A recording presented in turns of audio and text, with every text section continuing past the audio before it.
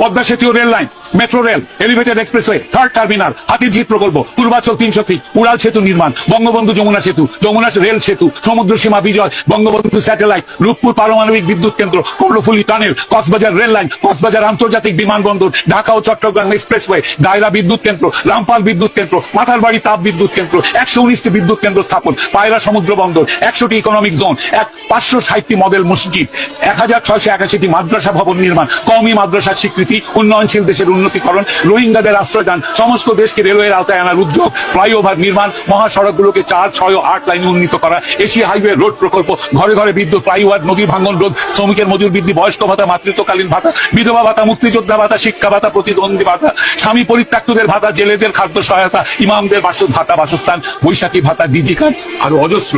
আমার দম কুলাচ্ছে না এতগুলো পড়তে। 15 বছরে যদি এতগুলো কাজ কেউ করে থাকে, তাকে কোন চক্রান্তকারী এই টাকা পাচার করার দেয়? আর সে যদি ডিক্টেটর হয়, খুব ভালো করেছে।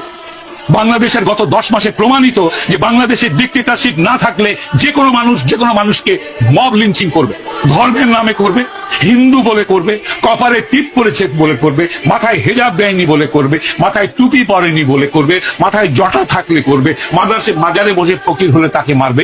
মেরেছে, হাজার হাজার মানুষ মেরেছে এরা। ডিক্টেটরশিপ ছাড়া এটা কোনোদিনও কন্ট্রোল সম্ভব নয়। খুব ভালো করেছেন আওয়ামী লীগ শেখ হাসিনা ডিক্টেটরশিপ করে। তার উচিত ছিল আরো ডিক্টেটরশিপ করে এগুলোকে দমন করা। এইটাই আমি মনে করি। বাংলাদেশের মানুষের কপালে গণতন্ত্রের দরকার নেই। যারা জাতির পিতাকে হত্যা করে তার 54 বছর পর তার ভাস্কর্যের মাথায় পেশাব করে, সেই জাতির জন্য স্বাধীনতারও দরকার নাই। এরা পাকিস্তানের গোলাম হোক।